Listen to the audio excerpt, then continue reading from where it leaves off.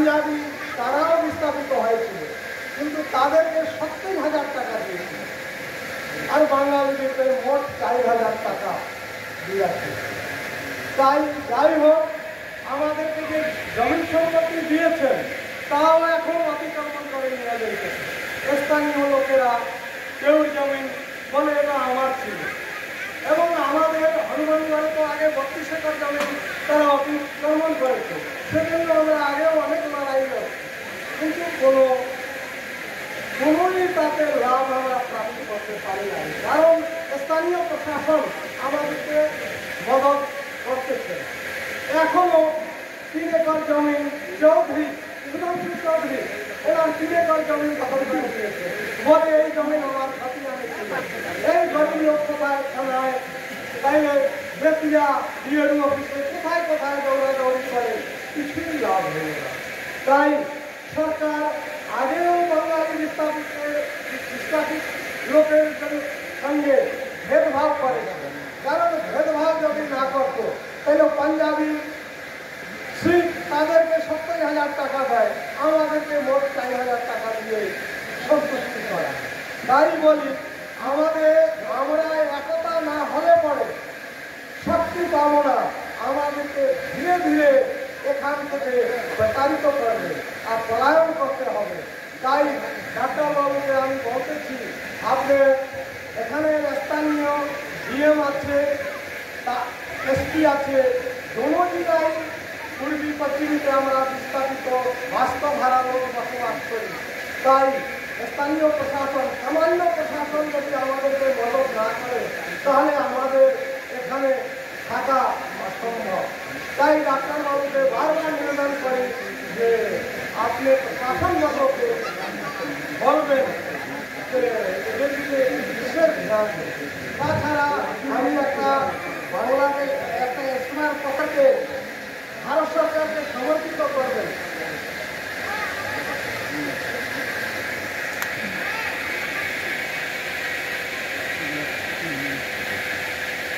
ভারত সরকারকে সমর্পিত করবেন যাতে আমাদের বাঙালি সমস্যার সমাধান হতে পারে। আমাদের সাথে আগে হয়েছে ভেদভাব চলছে।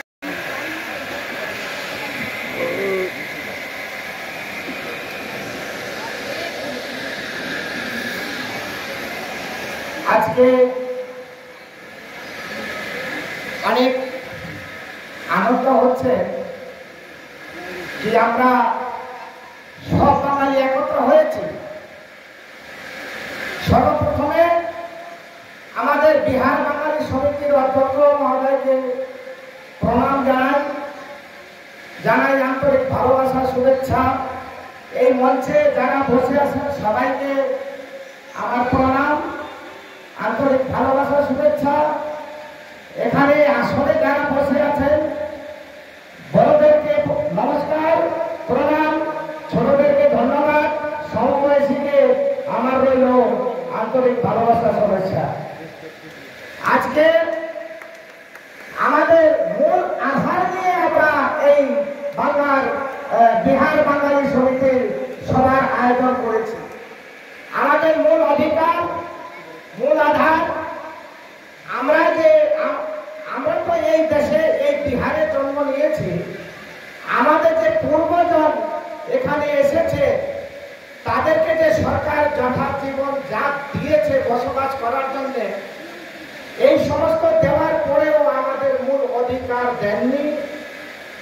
এটা আমরা জানতেছি। সরকারের সাথে আমরা লড়াই করবার জন্য, আমাদের মূল অধিকার ছিনিয়ে নেওয়ার জন্য আমরা সব বাঙালি একত্র হয়েছি, একত্র হব। দরকার পড়লে আমরা কালেক্টর এখানে অফিসে যাব, ঘেরব। মিডিয়াকে বলে দিচ্ছি কি আপনারা আমাদেরকে যা হক দেওয়ার, যা বলার আমরা চাচ্ছি, যা বলতেছি, এটাকে আপনি পার্লামেন্টে জানাবেন, বিহারের বিধানসভায় জানাবেন, কেন্দ্রেতে লোকসভায় জানাবেন। এটা আমার নিবেদন রইল। সর্বপ্রথমে এই বিহার সরকার আমাদের সাথে সতেলা ব্যবহার করতেছে। আমাদের যথা জমি যা দিয়েছেন সরকার, এখানকার দমন লোকেরা, বড় বড় লাঠিওয়ালারা আপনার প্রত্যেকটি কলোনির কিছু কিছু জমি দখল করে নিয়েছে, ঘর দুয়ার ভেঙে নিয়েছে। আমরা তাদের সাথে লড়াই করে পাচ্ছি না, কানুনের সাহারা নিতে যাই, কানুন আমাদেরকে সাহারা দিচ্ছে না।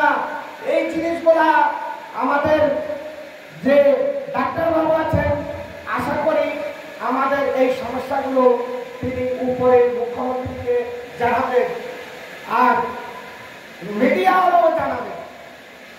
আমরা এই জমিগুলো যে হারিয়ে যাচ্ছি, এর ভিতরে কিছু আমাদের নিজের কমি আছে। কেন? যে আমরা কেউ কাউকে সাথ দিচ্ছি না। এই সাথ দেওয়ার জন্য আপনাদেরকে আমরা ডেকেছি, এখানে এনেছি, আপনারা এই রোদপুরে এসেছেন, কিন্তু শুধু আসলে হবে না, সময়কালে আপনারা একের পিছনে একে লাঠি ধরতে হবে, সঙ্গে যেতে হবে, রাস্তা জাম করতে হবে। তার জন্য আমরা আমাদের হক ছিনে নেব, জোর করে নেব, দিবে না কেন, তার দিতে হবে, আমাদের একতা দেখাইতে হবে।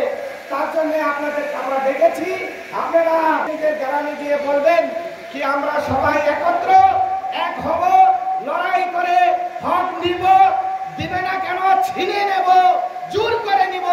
এই বলে আমি আমার বক্তব্য সমাপ্ত করেছি। ধন্যবাদ, নমস্কার।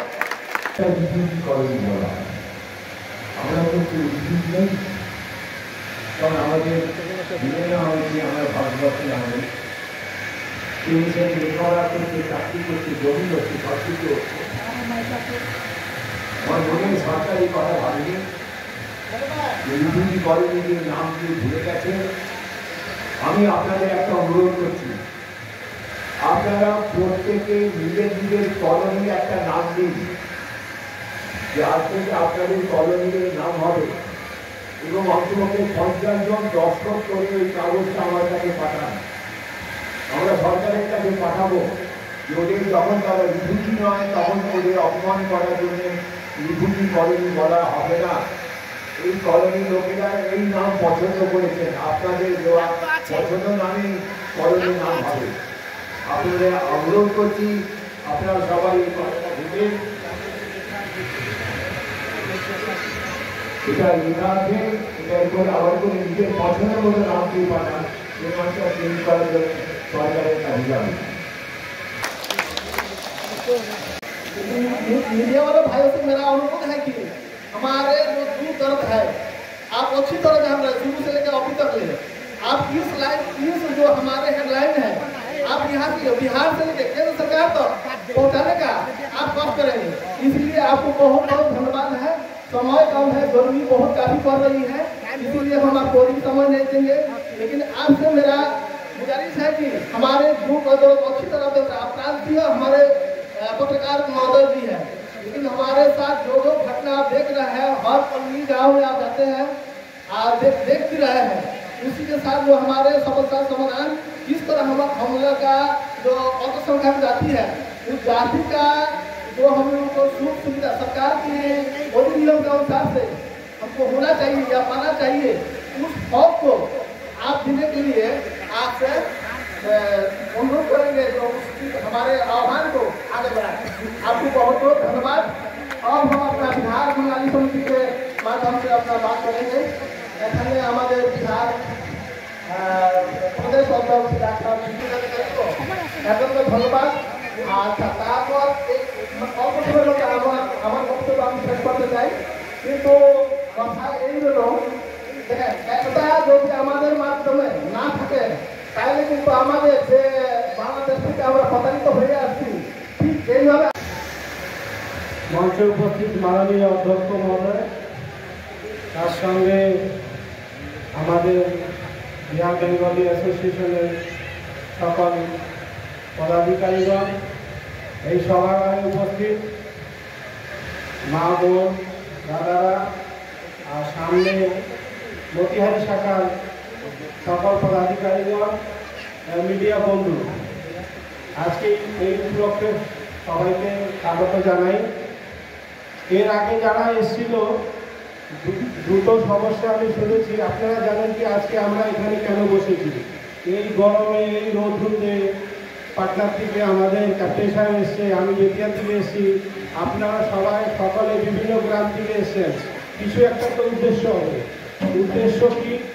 আমাদের আইন নিয়ে আমরা যে আমাদের যে আইন অধিকার, এই সংবিধানে যে আমাদের অধিকার দিয়েছে সরকার, সেই অধিকার নিয়ে কথা বলার জন্য আমরা সকলে এখানে একত্রিত হয়েছি। সেই আইনগুলি কি করে পুরো হবে? এখন তো নেতারা আমাদের কাছে আসবে ভোটের জন্য, আবার বলবে ভোটটা দিয়ে দাও। আমরা সকলে প্রত্যেকবারের মতন ভোটটা দিয়ে দেবো, ভোটটা পেয়ে তারা চলে যাবে, আমরা যেখানকার সেখানেই গতবারের মতো থেকে যাব, তাই তো? কিন্তু এমনি কি চলবে? আপনি বলুন। এই যে বাচ্চারা ছোট ছোট, তাদের একটা ভবিষ্যৎ আছে, এদের ভবিষ্যতের বিষয়ে ভাবতে হবে। ভবিষ্যৎটা কি? এই জাতি প্রমাণপত্র সমস্যা আসলো, দেওয়া হচ্ছে না। যখন 2009 সালে আমরা ভোট বহিষ্কার করেছিলাম, তখনই চিফ মিনিস্টার এটা অর্ডার করেছিল, কিছুদিন দেওয়া হয়, তারপরে আবার বন্ধ হয়ে যায়। তার মধ্যে আমরাও দায়ী। কেন আমরা নিয়মটা ঠিক করে জানি না, ওই পদাধিকারীকে বোঝাতে পারি না। সব চিঠিগুলি আমি টোটাল শাখাকে দিয়েছি, মন্ত্রিহারি শাখাতেও আছে। এখন ওই ভাই এক বললেন আমাদেরকে রিফিউজি বলে অপমানিত করা হয়।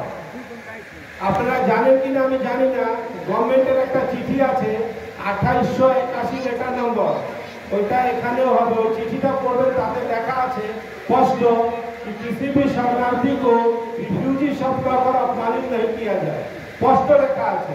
কেন? রিফিউজি শব্দটা ইংরেজি ওয়ার্ড, ওটার মিনিং কোনো খারাপ নেই, কিন্তু শুনতে খারাপ লাগে।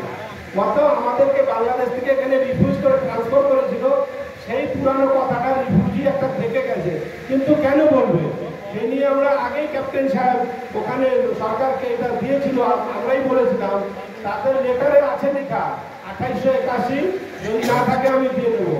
যখন এই ধরনের কোনো কথা হবে, কোনো পদাধিকারী বা কোনো নেতা বলবে আপনাকে রিফিউজি, তখন আপনি তার কাছে আগ্রহ করেন। আমরা এখন রিফিউজি নয়, আমরা এখানকার নাগরিক হয়েছি, আমরা অনেক ডেভেলপ করেছি, আমরা আপনাদের সঙ্গে আছি, আমাদের গ্রামের নাম আছে।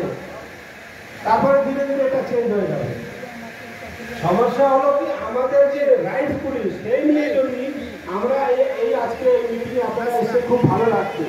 এই একতা বদ্ধতা প্রত্যেকটা সময় দেখাতে হবে। যদি আমাদের যে বাকি অধিকারগুলি সরকার থেকে নিতে হবে। অনেক সমস্যা আমাদের রয়েছে, আগেও থাকবে। এই জমি ছিনিয়ে নিয়ে যাচ্ছে, জমি আমার এতে হক দিচ্ছে না, বাংলা বই পাওয়া যাচ্ছে না, এই তো 2-4টা আমরা বলছি। কিন্তু এরকম নানান সমস্যা গ্রাম হিসাবে, জেলা হিসাবে ডিফারেন্স আছে। এই সমস্যাগুলির সমাধান তখনই হবে যখন আমরা আজকে এখানে বসে আছেন, তাদের দরকার হলে সরকারের সাথে ফাইট করতে, লড়াই করতে পাটনা যেতে হবে। তাই জন্য আপনারা সব রেডি থাকুন। একবার আমরা গিয়েছিলাম পাটনা, সেই শ্রীকৃষ্ণ মেমোরিয়াল হল, এই চম্পারণ, পূর্বীয়া পশ্চিম চম্পারণ মিলে আমরা ভরেছিলাম। তখন ডাক্তার সাহেব বলেছিলেন তোমাদের এই মেহনতের পরিণাম কি সরকার বাধ্য হয়েছে আমাদের সামনে, ডাউন হয়েছে, আর আমাদের কথাগুলি শুনতে রাজি হয়েছে। সেই আপনাদের কাছে আগ্রহ, কেন অনেক বক্তা আছে, আমাদের আইন নিয়ে মেন সমস্যা। নেতারা আসলে আপনারা সিধা বলুন যে আমাদের তোমরা শুধু ভোট দিয়ে যাও, আমাদের যে আইনগুলি আছে, আমাদের যে বাচ্চাদের ভবিষ্যৎ আছে, জাতি দিচ্ছ না, তোমরা বই দিচ্ছ না, আমরা তোমাকে কেন ভোট দেবো? এই জন্য আগে আমাদের কাজ করো, তারপরে আমাদের সমিতির জন্য বলবে, সেই হিসাবে আমরা কাজ করবো। ধন্যবাদ।